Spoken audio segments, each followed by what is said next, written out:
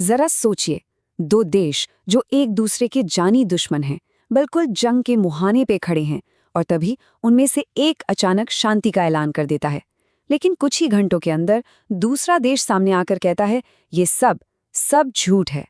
आज हम अमेरिका और ईरान के बीच हुए इसी अजीबो-गरीब शब्दों के युद्ध की पहेली को सुलझाने वाले हैं।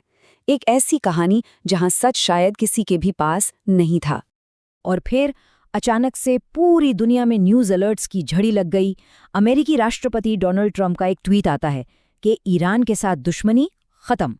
सोचिए, एक ऐसा टकराव जो पूरे मिडिल ईस्ट में आग लगा सकता था, वो बस एक ट्वीट से खत्म हो गया। मतलब ये खबर जितनी बड़ी थी ना, उतनी ही यकीन करने में मुश्किल भी।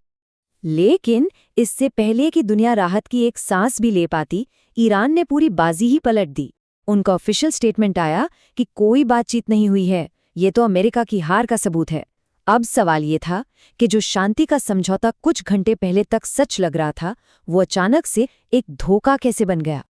तो अब हमारे सामने एक ही घटना के दो बिल्कुल अलग-अलग वर्जन हैं। जाहिर है, कोई तो सच नहीं बोल रहा था, या फिर शायद सच इन दोनों के बीच कहीं छिपा हुआ था। तो चलिए इस डिप्लोमैटिक शतरंज की बिसात पर दोनों तरफ नजर डालते हैं और समझने की कोशिश करते हैं कि असली खेल चल क्या रहा था। देखिए, ये सिर्फ बयानों का खेल नहीं था। नहीं, ये एक बहुत ही सोची समझी स्ट्रैटेजी थी, जहां हर एक शब्द का एक मतलब था, एक मकसद था। और सच तक पहुंचने के लिए हमें इन बयानों के पीछे छिपे असली इरादों को ही समझना होगा।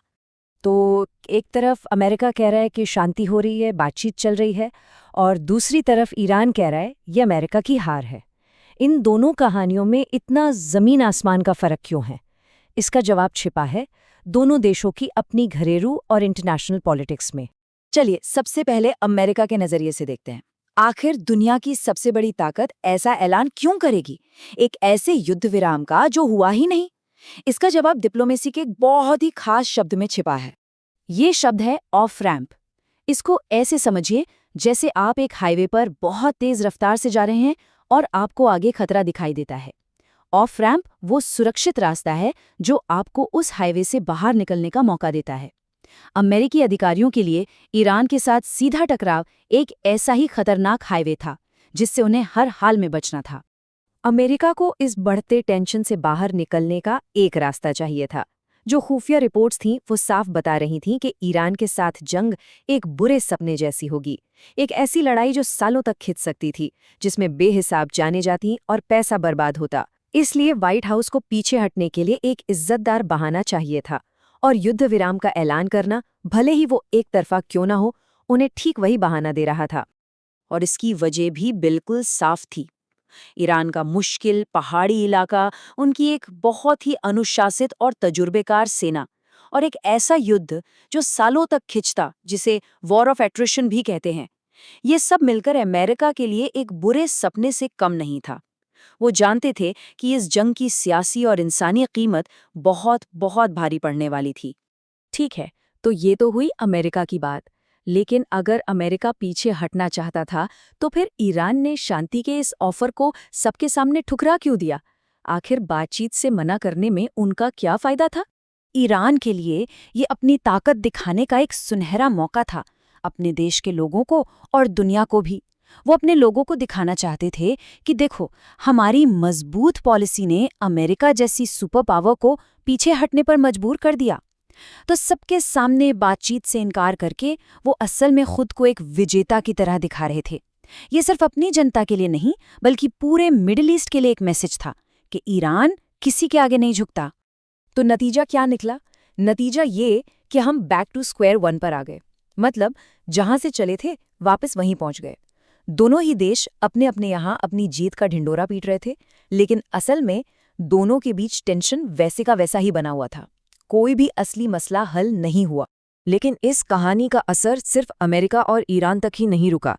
जब भी कोई सुपर पावर अचानक अपना स्टैंड बदलती है ना, तो उसके दोस्तों और सहयोगियों के बीच खलबली मच जाती है। इसका एक उदाहरण है इजराइल, जो अमेरिका के सबसे करीबी साथियों में से एक है।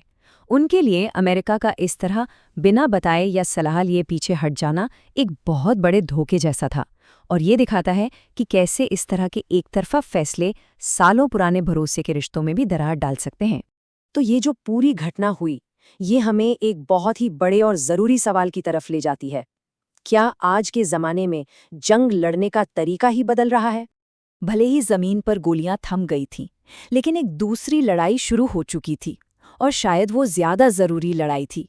ये हथियारों की जंग नहीं थी, ये थी शब्दों की जंग, बयानों की जंग और अपनी अपनी कहानी को सच साबित करने की जंग। इसी को कहते हैं वॉर ऑफ वर्ड्स, यानी शब्दों का युद्ध। ये एक ऐसी मॉडर्न जंग है जिसमें जीत उसकी होती है जो अपनी कहानी को, अपने नैरेटिव को ज्यादा असरदार तरीके से दुनिया के सामने रख सके।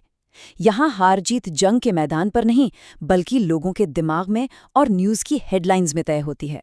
तो आखिर में सवाल यही बचता है कि क्या आज के दौर के संघर्षों में जमीन पर क्या हो रहा है उससे ज्यादा जरूरी ये हो गया है कि दुनिया क्या सोच रही है?